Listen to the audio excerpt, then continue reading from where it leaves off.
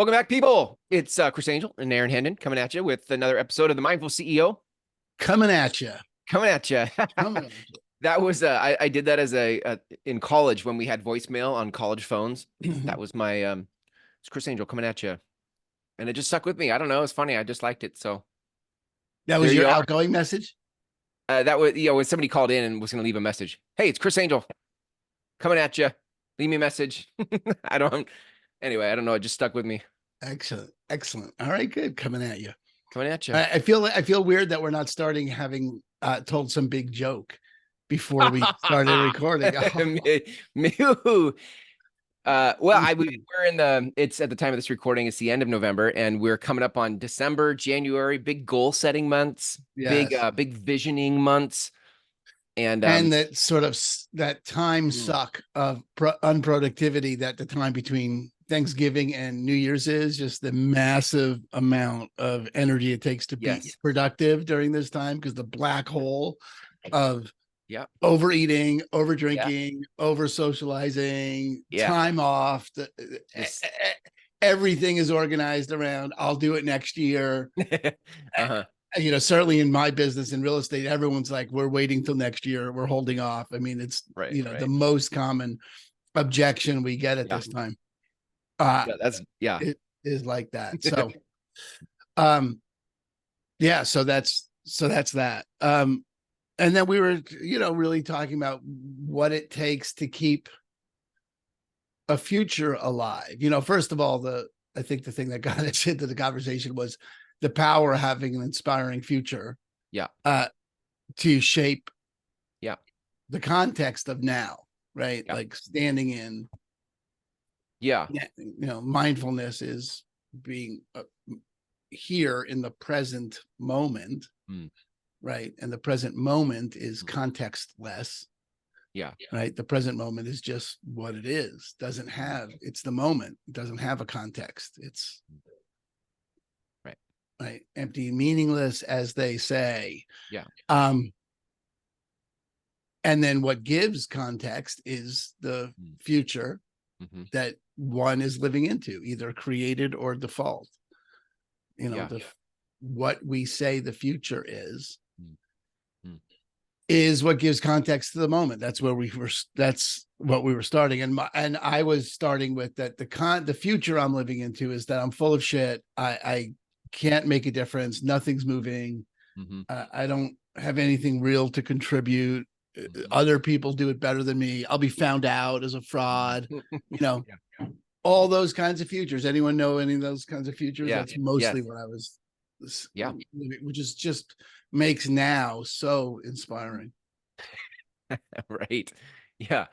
I don't think you're alone in that, for sure. I think that's especially this time of year. I think you start looking at what you accomplished this year, and you start looking at all the ground you have to make up next year for the ground you didn't take this year. And you start to see like, God, like I've been at this for a while.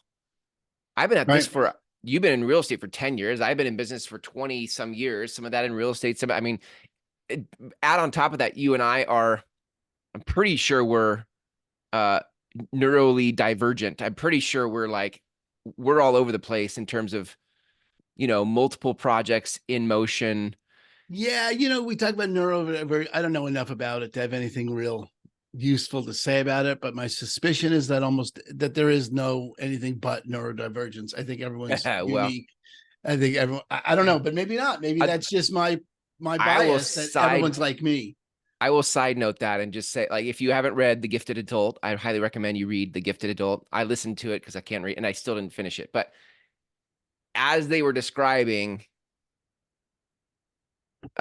people who are neurodivergent that way, and all the complaints, the people who are connected or married to neurodivergent people, things I'm like, to use your phrase, I felt recreated. Like people saying, why can't you just stick with one thing? Why do you have so many plates in the air? Why are you doing all these things? And I'm like, it's just, and I made myself wrong for that for a lot of years. And it contributed to my imposter syndrome, because I thought I shouldn't be this way. I should be able just to focus on one thing and do it. And it's not how I'm wired. And there was a lot of grace once I just could be like, maybe this is how I'm wired. There was a lot of grace for and getting present to, surrendering to, this is me. Mm. And a lot of that imposter stuff fell off. And I'm like, okay, well, if this is me, then how do I ride this thing? How do I be with all of this?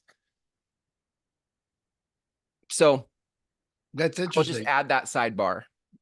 That's great. I mean, I hadn't thought about it in terms of giving me space for, but before the show, I wrote down all the different projects I have going, and I have 7 different things, Yeah. 7 different plates in the air, and they all, need to produce today, son of God damn it. Why are they Yes. not? Right. Why are they not working yet? And so there's, Right. Right. and that they're not working yet is evidence for I'm full of shit. Right. That they all don't work Yeah. immediately is evidence for I'm a fake. If I weren't a fake, everything would work or something would work, right? And then so we're going to follow that thread, right? The insanity of that thread, the assertion there is nothing's working. It's easy to step into, well, fuck, nothing's working. I got all these things, and Right. clearly there's something wrong with me. Right. The ease with which, and I don't know people for whom that's not the first place or the automatic place to go. Is there something wrong with them? That's that I am pretty clear after, training tens of thousands of people that there's something wrong, and there's something wrong with me is sort of a base level. Yeah. When there's something wrong, it's where we look as ourselves. Yeah. That I had a thought about that, and I've lost it now because obviously I'm full of shit and I can't keep a whole thought in my head. Right. Just to follow. Oh, I cannot remember where I was going to go with that thought. Oh my God. There's something wrong. There's something wrong with me. What were we talking? How did I get into that? Well, I don't know. I was What was the holding way space into for that you to room? find it, and I now gotta I go don't back know. out of the room and come in again. I Why am have in the something to, kitchen? let What me am I see if doing in the kitchen? I think yeah, I think that's super common for humans to go, there's something wrong, there's something wrong with me. It's interesting to me the context shift that if you saw yourself like I see you, Aaron, right, as someone who I think has created an incredible life and has incredible skills, who has the courage to take on 7 projects in this moment, that there's some time, some gestation for all those things, and that you would demand an immediate result is not characteristic of the alchemist that you are. Like, if you really stepped into the alchemist you are, you just would know there's time it takes to pull all of this wonder together, to transmute the intentions you have into fruit. Just takes time, and you would know that if you would step into the alchemist you are, rather than play the whatever imposter thing you think you are. You know what I mean? Like, that's just the I think we all do that. We're like, if we could just step back and honor all the things that want to come through us without a time attached to it, we could be appropriate with the transmuting there is to do with it. Or But even then the time attached to it as a something that I've attached to it versus it's real and it should be and it's supposed to be, and if it were true it would be this way, which are really different than, okay, I'm going to have X done by the end of the week, or I'm going to have this promise accomplished today, or if I'm at the source of it, then it's empowering because I'm the one who said it. And even if I don't hit it, I'm the one who said, and I'm responsible for having said, I can look to see what was missing that would, if I put it in, would have the next time go different, which is really different than if any of these 7 fucking things were true, or any of these 7 projects were really useful, or people really wanted them, they'd be successful by now, which is a description of something and not a creation of something. It's not a sourceful relationship to those 7 things. Yeah, that's good. You know, and you said, you just said it again, and it's why we started recording, because you were talking about gestation, Yeah. right? And the amount of time it takes something to grow, Yeah. to be birthed. And, you know, the story, and this actually happened to me. It's a pretty typical metaphor, but I remember the day it actually happened was that, you know, we're planting strawberries, and my son was probably 4, Yeah. something like that. And, you know, planting with kale and, you know, in the garden and doing all the work. And, you know, the 4-year-old dude is like hungry, goes up for lunch, comes up, has his lunch, maybe he goes down for a nap, and then wakes up and he's like, oh, and goes downstairs and digs up the plants to see if they started to grow yet. And, you know, nothing grows like that. That's obviously, you know, not the way you get something to grow. You can't just dig it up. Right. And, and you got to let it gestate. You got to let it start. And it's so funny too, because we were just talking about this the other day. I went showing houses to my friend Glenn and his girlfriend, and he's got bamboo in his front yard. And in the back now, he's got these, you know, bamboo poles that he cut out, uses for various, you know, fencing and stuff. And it's like, yeah, those grew, and they grew, you know, it was like one day, you know, he had planted it, or it had been there for years and years and years. And then one day, big, huge sprouts came up and grew like a foot a day, which is the story about how bamboo grows, right? I mean, you know, if you're into business metaphors and business books, they talk about bamboo takes 5 years before you see anything, but when you see it, it grows like a foot a day. And he's like, yeah, that's actually what happened in my front yard. And, you know, because it spends its first 5 years building its support structure, its root structure, its ability to do that. And then the thing just skyrockets.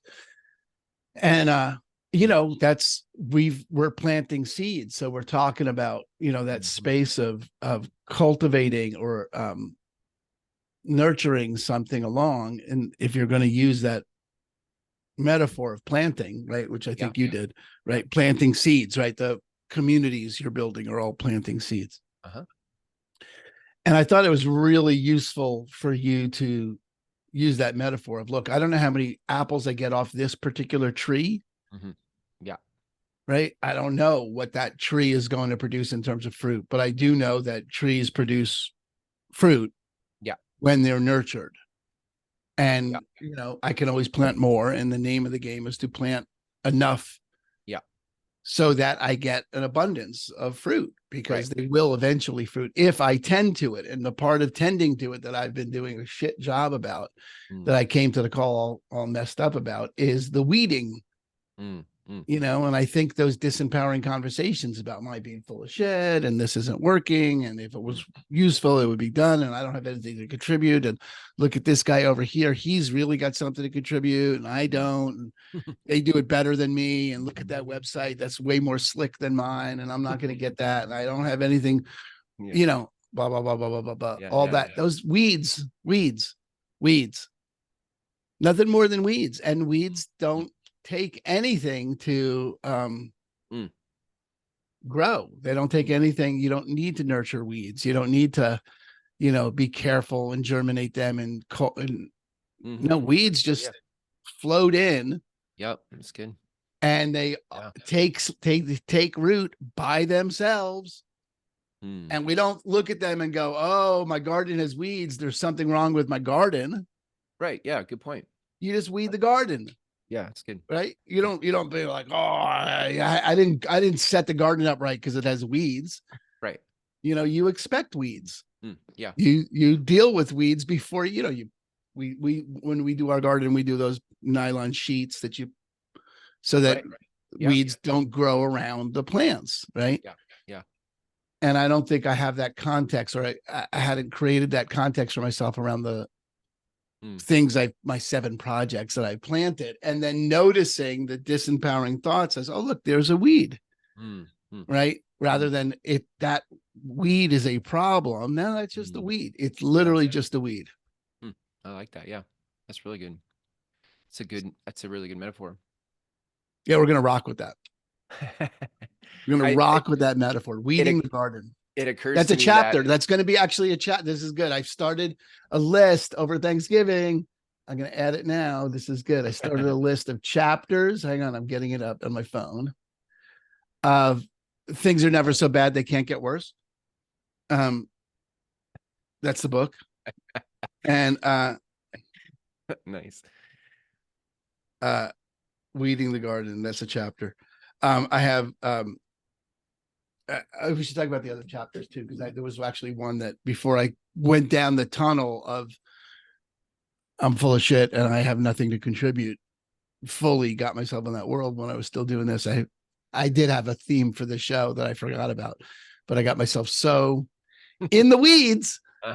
Right. That's a great saying too, in the weeds. You know, when you're in the weeds, that's what that is. You're in the weeds, you're stuck and you don't, you know, too much in the weeds. Yes, I've been writing down chapter headings for my book. Things are never so bad they can't get worse. Are you going to share them now, or you want to share? Well, I could. Yeah. So, I mean, the idea of the book really is, I did notice that up until, yesterday and prepping for this call and realizing that I am, just completely and totally resigned about my life and I can't make a difference and it's all fucked. Yeah. Which is historically, I'm 60 now, so 55 years, whatever. Certainly a good portion of my life has been spent in that sort of doom, imminent doom. Yeah. Things are never so bad they can't get worse is my family crest. Is how I've spent the majority of my life. And then recently, and I would think over the last, I don't have it pinpointed, but it's the last 2 or 3 years I stopped worrying. I just stopped worrying. I just stopped. I don't know. Up until yesterday, I was like, oh, good. Yay, look at that. It's not like it doesn't come up from time to time, but it's no longer the fundamental context of my life.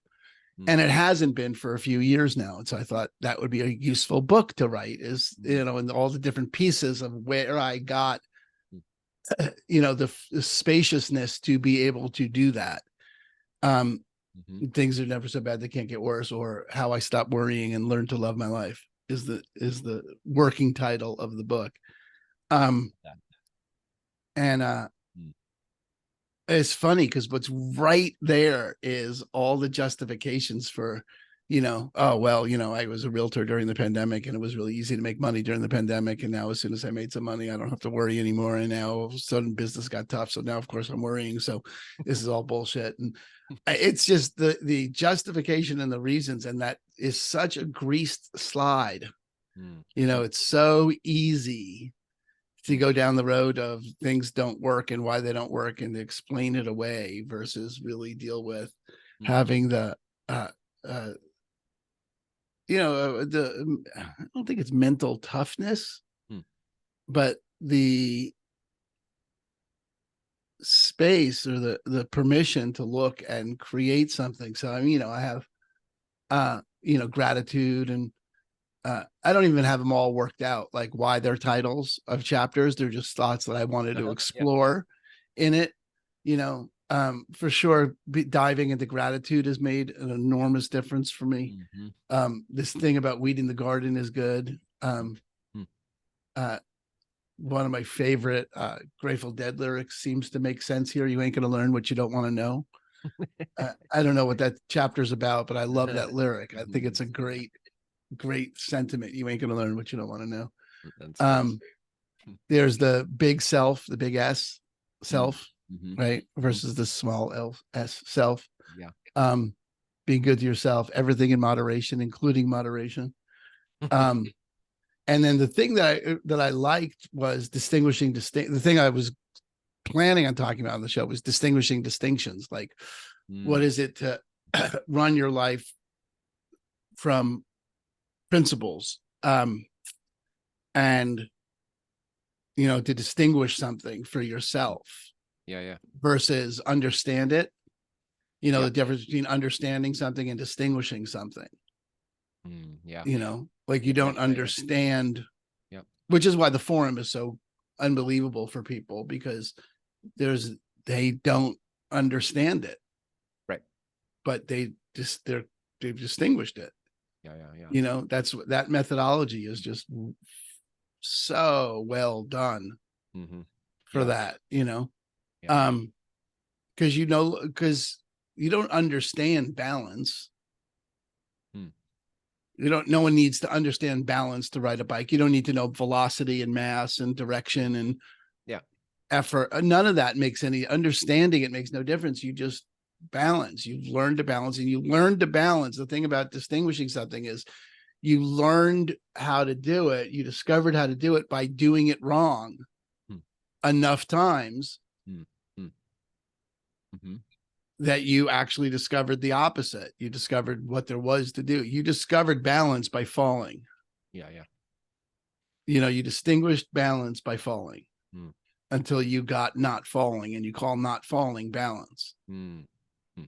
And then once you got balance, like as a toddler, literally a toddler, we call them toddlers because they toddle, right? Until they stop toddling, and now they're just kids, but they fall.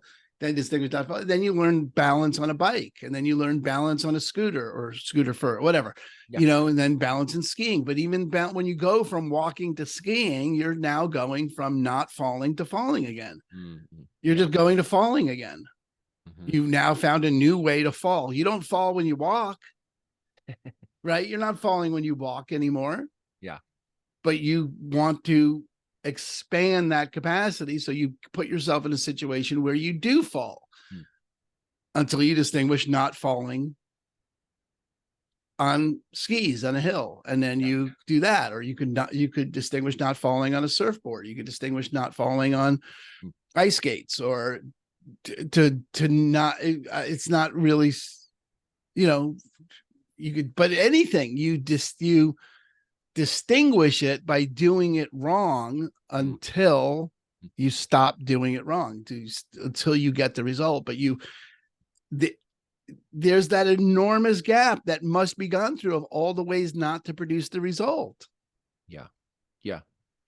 And can I add something in here? Yeah. I feel like one of the part of I had this thought earlier, but I'll frame it inside of how you're sharing now, like that there is until you can distinguish what kind of garden you want to create, until you can distinguish the game you want to play, you will continue falling in everyone else's game that you compare yourself to. Like, I'm going to do it like Gary Vee does it, or I'm going to do it like Gary Keller does it, or I'm going to do. And so you fall and you fall and you fall, and you just keep thinking, I'm an imposter. I don't know what the hell I'm doing, because you haven't yet distinguished the kind of garden you want to create.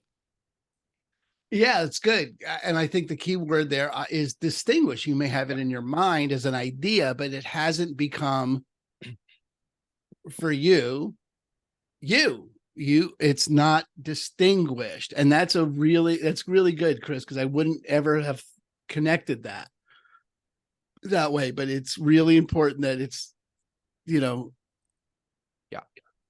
it's not distinct, it's still, I mean, I think you can use that in anything that you're failing at, right? It's not become for you who you are.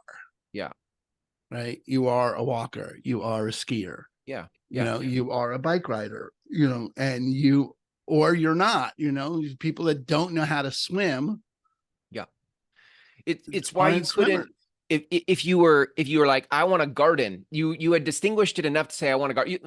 I'm trying to unpack this metaphor here. Yeah. You're like, I want to be in business because I want to make money. Convert that to the metaphor. I want to garden because I want to have food to eat. but Mm. that's not specific. That's just so you buy this kind of seed and that kind of seed in different soils, and you are kind of trying to throw them all together, but you haven't distinguished what you actually want. Do you want strawberries? Do you want apples? You haven't actually said, this is what I Mm. want. You just kind of broad Right. stroked it like, I want money, but you didn't really get specific about what kind of money, what kind of garden. And as you start to distinguish what you want, you can set up the raised beds and the position and the rows, and you can calculate what kind of yield you might want to have by how many seeds you plant. All of that comes from you deciding what kind of garden you'd actually want to create. Right. And different plants have different requirements of sun and Yeah. nutrients Yeah. and tending to, and, Yep. some, like garlic, Right. when you grow garlic, it's a whole thing. It's a very Yeah. narrow stalk, and you got to weed even more, and it's a Yeah. much more difficult process. Rice is a whole separate Separate. thing, right? Different, So whole if different environment. of course you feel like an imposter. I say this to you, but I mean this to Yeah. everyone who's ever felt like an imposter. Of course we feel like imposters when we're throwing different soil and seeds in places that don't have light or the wrong kind of conditions, and we look at it and we go, this hasn't produced anything yet, and I'm a fraud. And we go, it's just not the whole picture. Like, you're a toddler toddling, and you just haven't distinguished yet what you want to create. And I think for me, this is only, like I said, in the last couple of years, I've found a lot of comfort in and confidence in starting just to distinguish what kind of garden I want to build. And as I've done that, it has, like you said, I don't know how many dollars an apple tree I don't know how many apples an apple tree is going to bear. I don't know how many dollars specifically this business plan is going to yield, but I know it will yield dollars. And I can just now focus my attention on weeding, watering, cultivate whatever I need to do to nurture the crop. But I'm pretty clear about what crop I want to grow. Yeah, it's good. I think just to keep the metaphor going, because I really do. I love metaphors, and a solid metaphor really works. And this thing Yeah. about gardening is good here. So the 7 projects that I got going here, Mhm. right? Hmm.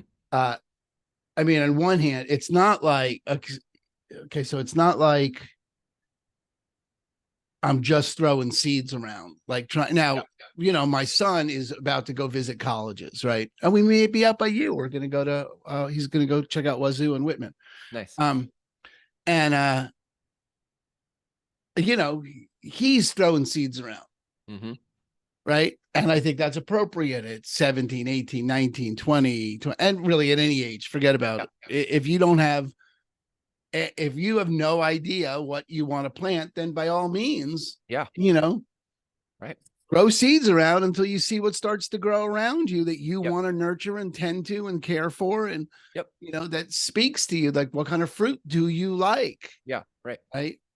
Yeah. And, I could definitely see that all of these are, this of a particular fruit, right? They're the Yeah. particular Yep. variety, right? Mhm. All Yeah. these Good. things are inside of Mhm. empowering people's agency, and they Yeah. are already, I Good. can see I already have, Mm.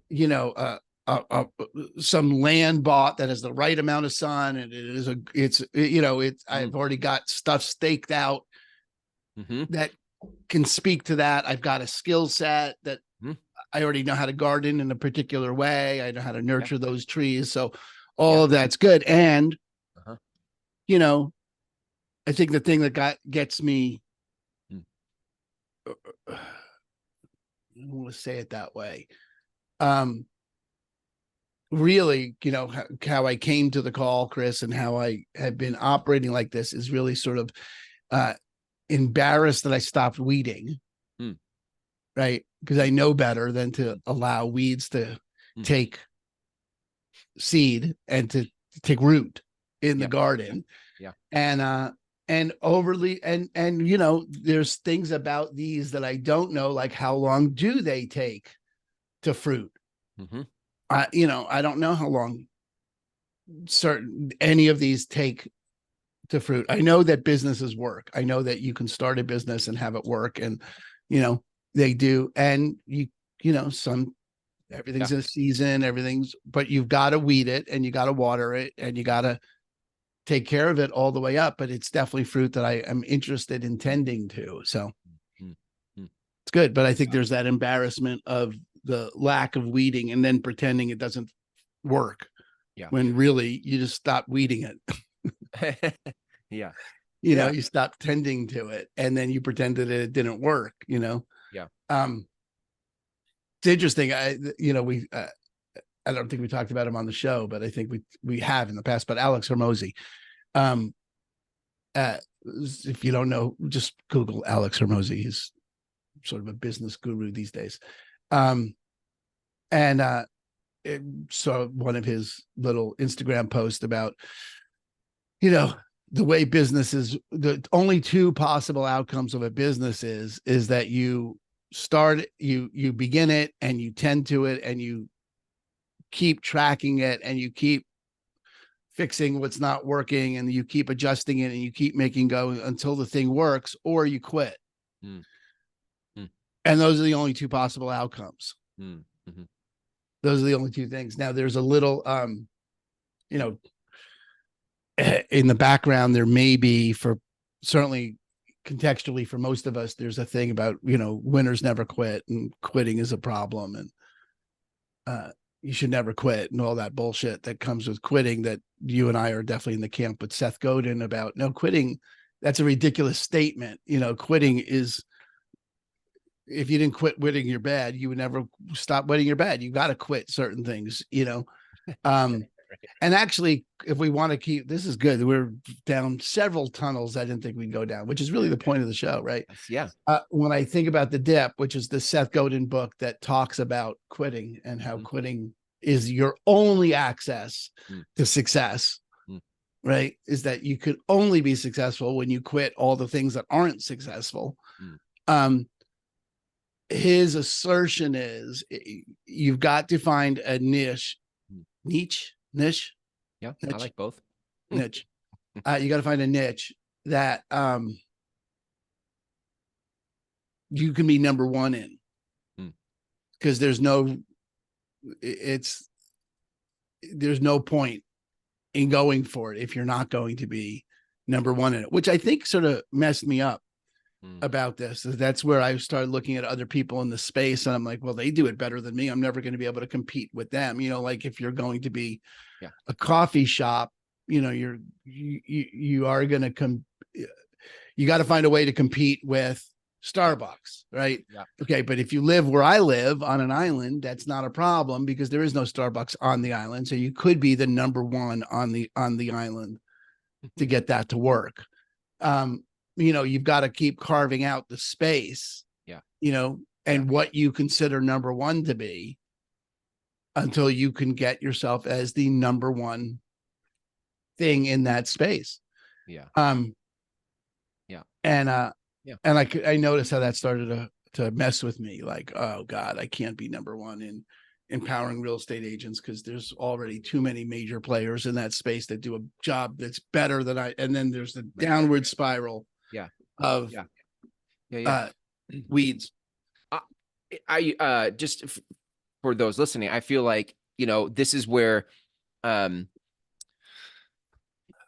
you add, if we're going to talk about mindful CEOs, I'm going to suggest that each of us has a premise to our work, right? When blank happens, the world will change. For me, when leaders lead, the world will change. You have this premise around agency. When people experience agency, their own agency, the world will change. Like when you add that to the broad stroke of being number one, which is such a daunting piece of advice, you know, you could say like, I could be number one in helping mindful CEOs, you know, operate from a place of agency. Like that is you distinguishing the garden you want to build. And it's not like you have to compete with Starbucks garden. You just go, this is what my heart and soul wants to do.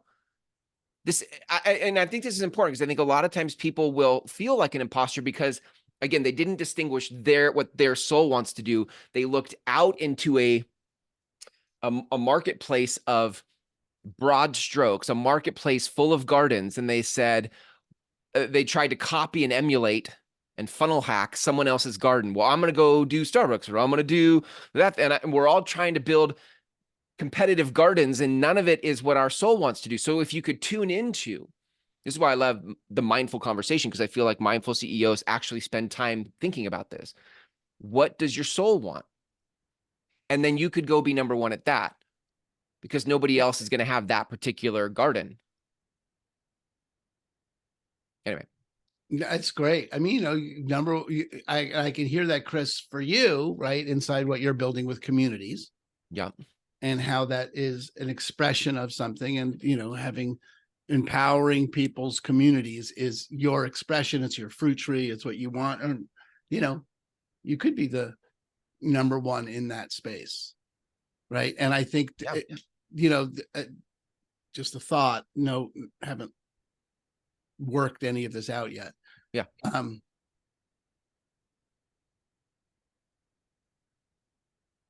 Part of the throwing of the seeds around is to discover what grows that I could be number one at. Yeah.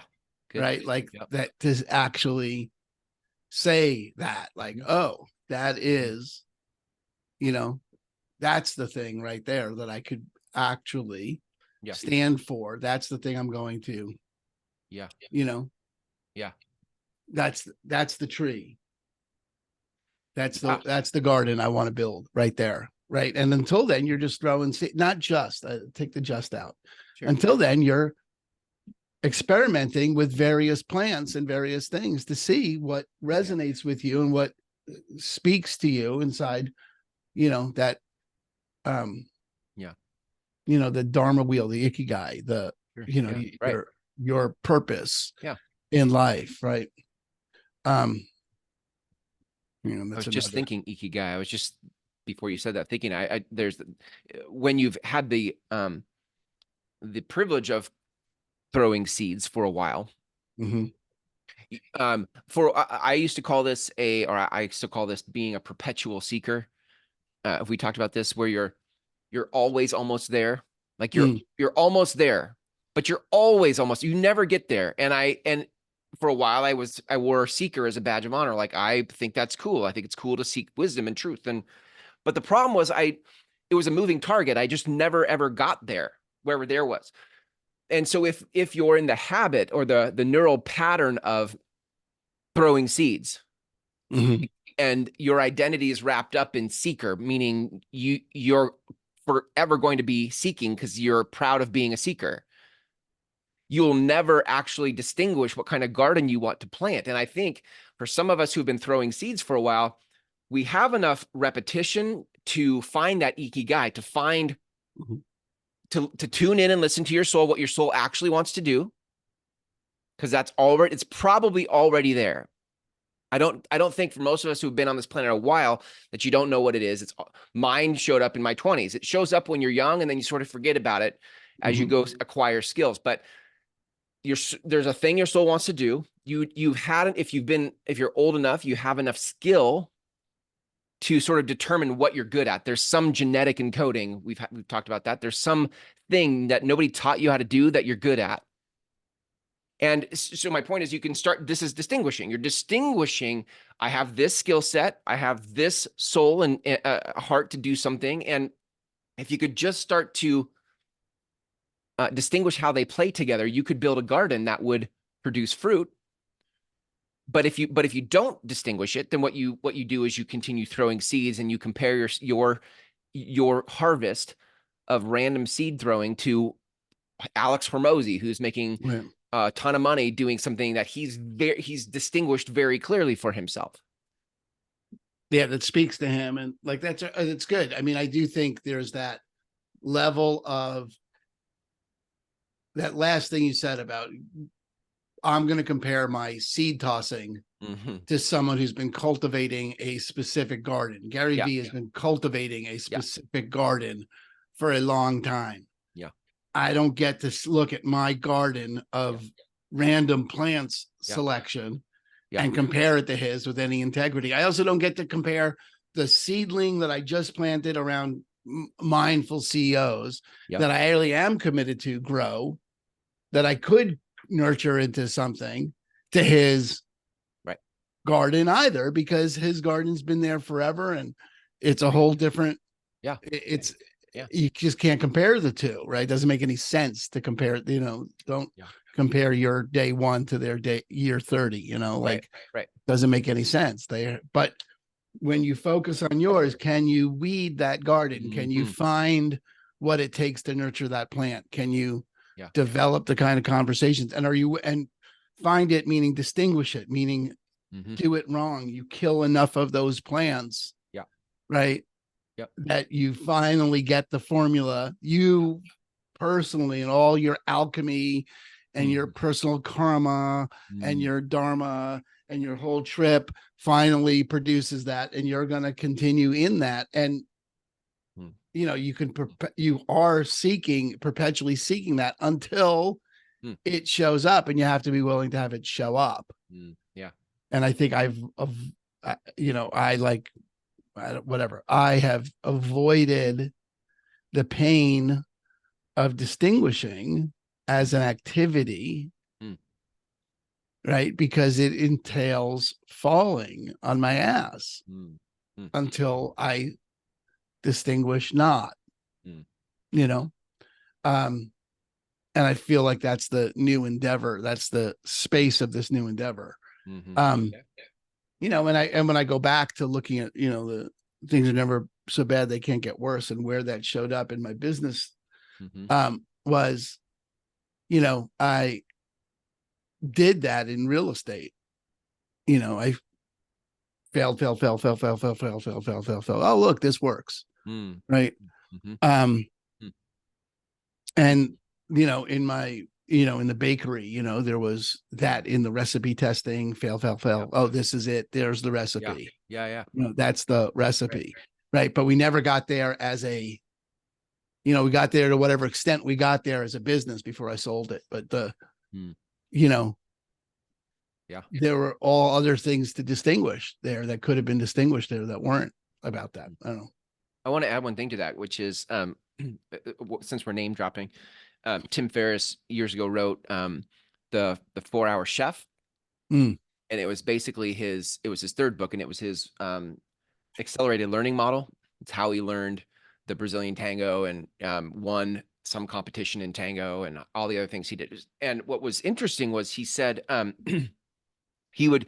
of his process is he'll go find somebody who's really good at the thing he wants to be good at. He'll interview them and he listens for what they say explicitly. And then he also listens for what they don't say, but is implied, what's implicit. And I think this was really important because if we overlay this with sort of the conversation we're having with Alex Hormozy or any other influencer who's telling you how to throw seeds and grow gardens, like, here's how you make money. What they're saying to you explicitly what worked for them. And it's a very broad stroke. Gary Vee says, here's what you need: 100 pieces of content. And then everybody hears that and thinks, oh my God, I'm going to have all kinds of fruit and harvest if I just do 100 pieces of content. And it's not the point. Of course, you couldn't summarize the entire success of Gary's garden because he said you have to do 100 pieces of content a day. That's not the whole thing. So you have to also listen implicitly for what is implied, what's in the background, what is also contributing to the success that isn't being said. And if you can get that, then you would know that there is stuff unspoken about how what makes it work. And you're going to have to find your own implicit thing. Like when you said, Aaron, you're like, I failed. Oh, this worked. And then there's this implied thing, this implicit thing that comes alongside of you and accompanies you in your own distinguishing of the garden you want to build. And you couldn't have found that if you hadn't failed. But when we feel like imposters, it's because we're constantly looking for someone else's explicit broad stroke of how I'm supposed to, make this garden bear fruit. And then I get frustrated that it didn't work. And It's because you're trying to take, advice from the cheap seats or from the grandstand instead of actually being in the distinguishing and the failing of what works for you. Right. So anyway, I think that's great, Chris. That's yeah. I mean, that